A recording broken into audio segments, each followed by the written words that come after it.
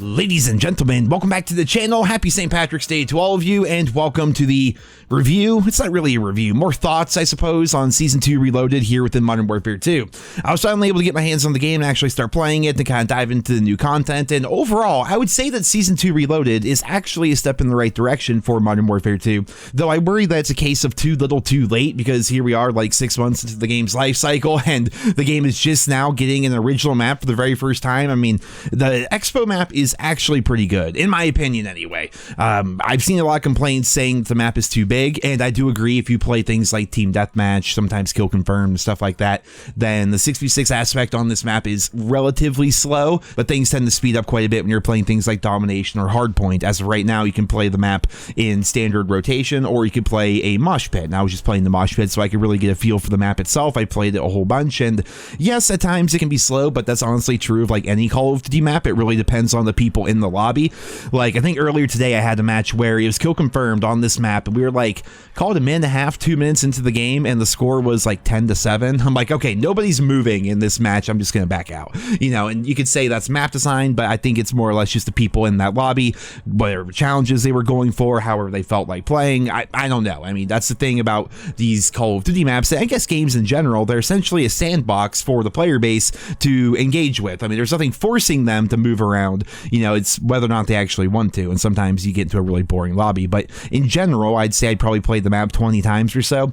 People tend to move pretty well. I think the map itself is actually beautiful. I think it's a step in the right direction aesthetically as well. Like, I'm so tired of Infinity Ward maps being like gray and brown and boring and bland. You know what I mean? Like Black Ops Cold War, like those maps were beautiful, and honestly this map looks like it was kind of ripped out of Cold War. It's kind of nuts, but overall I would say the map itself is a welcome addition to the game. It's pretty ridiculous we had to wait like 5-6 months to actually get an original post-launch map. I think that has to be a record of some sort. If we go back and check out every single COD that's come out since 2007, that has to be like a record, man. That's like absurd. I can't believe that actually happened, but the map is here and it's pretty good. They did reportedly, according to Activision themselves, this map was originally slated for Season 3, but they decided to move it up to Season 2 Reloaded because they said it was playtesting well. I think it was more the case where they were getting so much negative feedback and negative press from the player base that it was really starting to make them look bad, so they pushed forward a map so we could have some original content to actually engage with. And I have to wonder, is that going to affect Season 3? Is Season 3 just going to be like more remakes, or is it going to be just, you know, is it going to be like a bunch of new stuff that we're hoping to see? I guess we'll have to wait and find out how that's going to play out. But yeah, overall, the map, I don't hate it. It really does seem like Infinity Ward, you know, going into Modern Warfare 2, they made a bunch of ridiculous promises and stuff like that, which I'm not going to get into here. But one of the things they said is they really did learn from fan feedback on the map design aspect. I mean, if you look at the launch maps of Modern Warfare 2019 and all the safe spaces and how many windows there were and how many stories there were and how it was just like so difficult to navigate those maps and how it really encouraged Sentinel gameplay. And then look at the DLC maps for Modern Warfare 2019. Like, they got better and better as the year went on. And I think that this is an example of them learning that they can have a bigger map, but actually have it be decent and not have a bazillion windows and a bazillion sightlines. I mean, there's plenty of them, sure, but it's not overwhelming, at least in my opinion. So overall, Expo map, not too bad. Next up, we have the DMR. I don't have it. I really don't want to use marksman rifles right now. I used them a little bit today, and I'm just not in the mood to do that. The DMR itself seems pretty solid. I mean, it's going to be like a 2-shot kill, I would imagine. I haven't used it. I haven't even seen it on the ground. It's one of those things, man. Like, if you're going to like release a DLC weapon for a season or like a season reloaded or whatever, try to make it something that people are going to get excited about. You know, if it's a new assault rifle like we had, like the Hemlock, then yeah, sure. People are like, okay, assault rifles, pretty popular weapon category. Submachine gun, pretty popular weapon category. Depending on the player, sniper rifle, pretty popular weapon category. But if you're dropping like a marksman rifle or a light machine gun or a I don't know, a new pistol or something like that, people are like, it's not nearly as cool, right? So the DMR is here. Haven't used it, and I guess we'll have to wait and see. The Path of the Ronin challenges. Now, this is something that I really wanted to discuss quite a bit, and this is something I said I was going to basically make a whole video on, and we're going to try and condense that down here into this video today. The Path of the Ronin challenges are an insanely awesome precedent for the COD franchise if done correctly. But we've seen so many times in the past where they add a new feature and then they just forget all about it. And the next game comes out and that feature from the previous game is just now gone. I mean, for crying out loud, it's St. Patrick's Day right now. We don't have a Shamrock and Awe event. I mean, there's rainbows in Warzone for a couple of days, but that's it. And there's a bundle in the shop. Like, that's like Shamrock and Awe. It's what it's been reduced to. But Path of the Ronin. So here are going to be the challenges on your screen right now. Pretty basic stuff, pretty simple stuff. You know, get 125 headshots with an assault rifle. You then unlock the Winds of Ash camo. And shout out to this YouTube channel I found called Warzone Archives. They've only got like 28 subs, but they do exactly what I was looking to see. I just wanted to see what the camo looked like. That was it. Like, you go to anywhere else on YouTube, it's a 40-minute video about how to unlock it and stuff like that. It's like, we know how to do it. The challenges are there. But, you know, you can actually just right here get to see what the camo looks like. So you can get that for every individual weapon category. You get 125 headshots with any assault rifle. You then get Winds of Ash on every assault rifle. Same thing is true, 75 headshots with battle rifles, 30 headshots with a pistol, so on and so forth, right? Everything on your screen.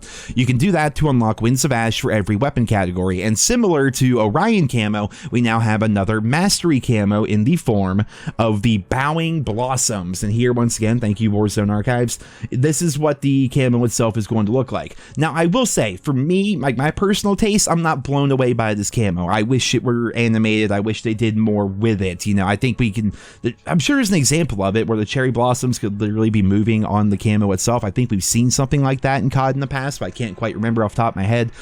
Regardless, going back to it, the Path of the Ronin camo challenges are something that, in my opinion, should be in every COD game going forward. There is so much they could do with this. And the reason why I say that is because right now we still have the rumors that COD 2024 is going to be made by Treyarch and it's going to be a 2-year game. And right now, they haven't really given us any real reason to believe otherwise. Warzone 2 just came out, and it's likely going to be around for at least like 3 years, give or take. You look at 2023 here with Sledgehammer's next game, and then you have the supposed, the leaked, the rumored 2-year life cycle with COD 2024. So maybe by the end of that game's life cycle, they would release Warzone 3.0, but Warzone's going to be around for a while, which means there is at least some continuity in between these different Call of Duty games. And when you have a challenge like this that is only going to be around for a limited time, I like that. That gives fans a reason to play the game and engage with these events. I mean, hell, it's in the event tab in the Modern Warfare 2 multiplayer.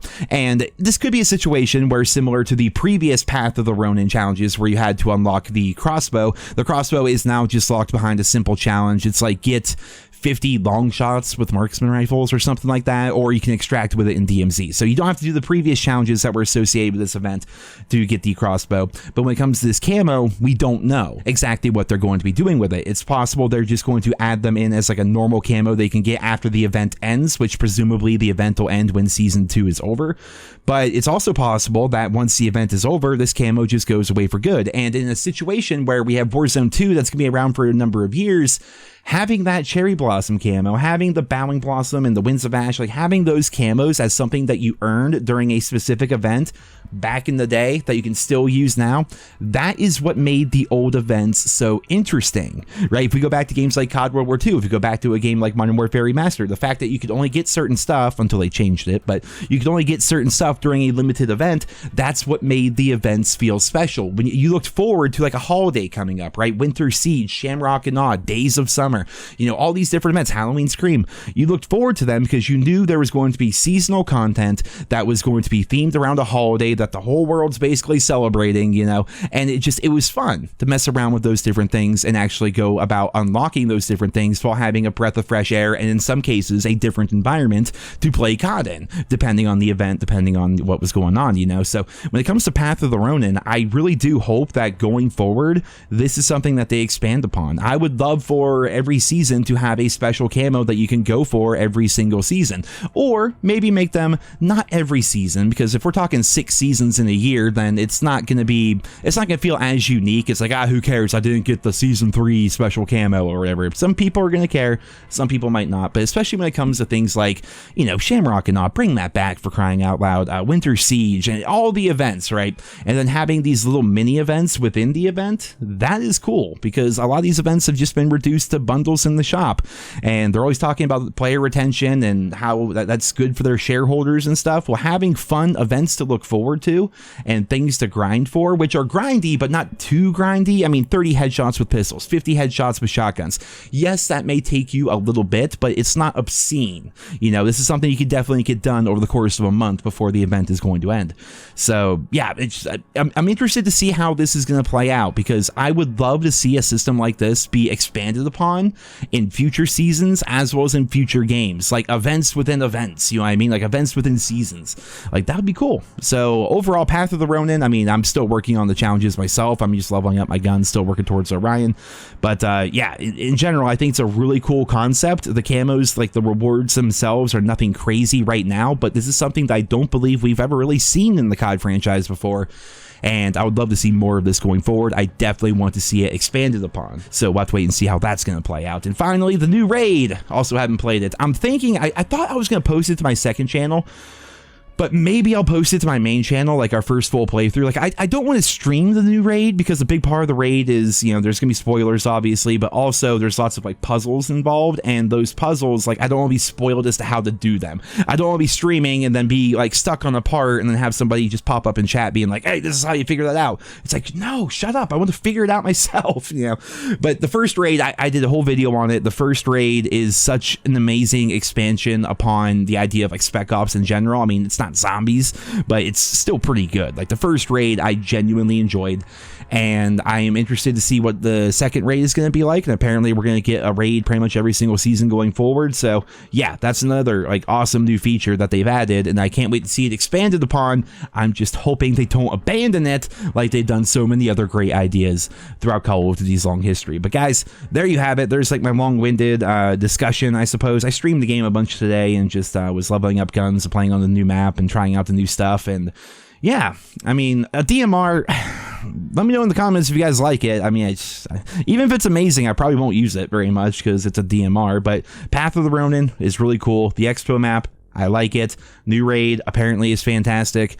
And yeah, so Season 2 Reloaded, a step in the right direction. Maybe too little too late, like I said, going full circle back towards the beginning. I think a lot of people are pretty checked out on this game right now, and they're more just waiting on to see what's going on with COD 2023. But for me personally, I'm digging the Season Reloaded so far, and I just would love to know what you guys think down there in the comments. So thank you all so much for listening, and I hope you guys all have a wonderful day.